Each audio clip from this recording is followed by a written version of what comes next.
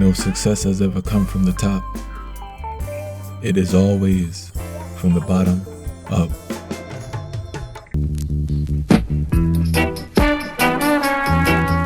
Video games as escapism. I see a lot of men are playing video games, and I'm shocked to hear at the hours that they're playing with video games. Right.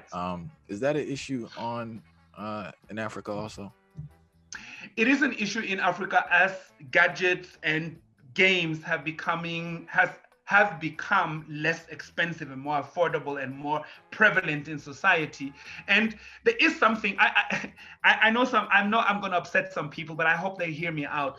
I want to actually put not equality, but I want to look at it almost in the similar way of how some people use smoking ganja and how people use, for instance, video games and TV games. And I know some people say, it has nothing to do with each other. The problem is this, marijuana is a great plant. It's a super plant. But a lot of young black men learn that there's something about manhood that you just need to smoke. And I'm seeing a lot of men smoking their mind away. Like the intelligence is dropping by the hour. That's how it feels. And in a similar way, I guess there's something about technology, because I know there are some games that can teach you strategy, to think, to philosophize and things like that. So you can't say that every game is completely destructive.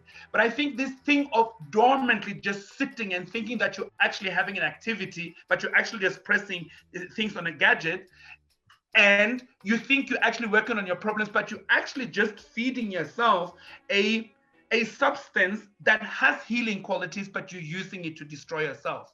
That to me is something that I see as killing young black men, because it is kind of, as a young man, and I see this because we have a teenage digital talk every week, and I see how the young men who don't know each other bond over games, bond over the new version of the game. I don't even know these things, but I see they talk and they bond and they like each other and they get closer to each other based on those things, and I'm happy that I never had that addiction to games.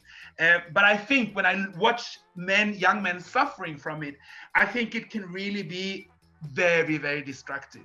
So I think I want us to be able to, and I think that what is destructive in both of these issues that I've mentioned is the addiction, the thing that you can't function without it, that you go to it instead of actually having a conversation with your mother because you have an issue.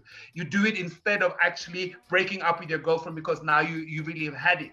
Instead, you go to smoke, or you go to play, or you go to do something that kind of covers for what you actually need to learn to have a conversation about.